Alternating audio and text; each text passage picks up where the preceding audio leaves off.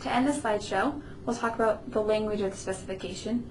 Like I said earlier, there's two moods. There's indicative and imperative. Indicative is the more traditional sentence structure, and imperative is the one that begins with a verb and results in shorter sentences because it takes out the repetitive use of the word shall. A few examples, as you can see on top. The indicative, it says the carpet shall be secured to the floor with adhesive, and the imperative says secure carpet to the floor with adhesive. Again, on the top with indicative, it says all soiled spots shall be removed from the surface, and the imperative is remove all soiled spots from the surface. So the imperative is a little bit shorter and more concise. And those are the two different ways that you can write specifications.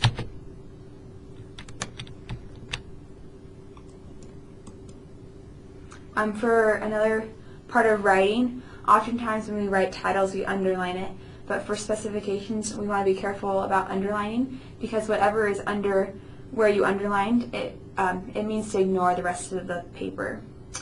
For numbers, any number less than 13 we need to actually write out, and any number over 13 just write the numeral. Again, with that, times, dates, and decimals expressed in numerals, and any decimal smaller than 0, put the actual 0 before the decimal to make sure that there's no confusion with that. And then again with amounts, express that in numerals too. This is an example of the master format, which is the specification format. Again, this was by the CSI, and it standardizes communication among all individuals in construction processes.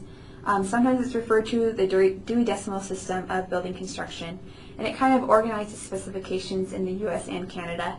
And as you can see here, there's all the different topics, and they're all organized by a 6-digit number.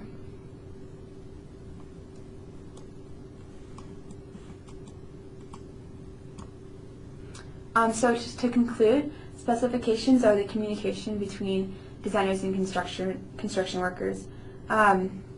As designers, we will not be writing these detailed specifications. Ours are much easier and not as legal. After the end of this video, though, I have a little link to a YouTube video which will kind of explain that nowadays there's some software which makes specifying a little bit easier and kind of walks you through it. So if you do become a specifier, there's ways out there to make the legal work a little bit easier. Thank you for listening.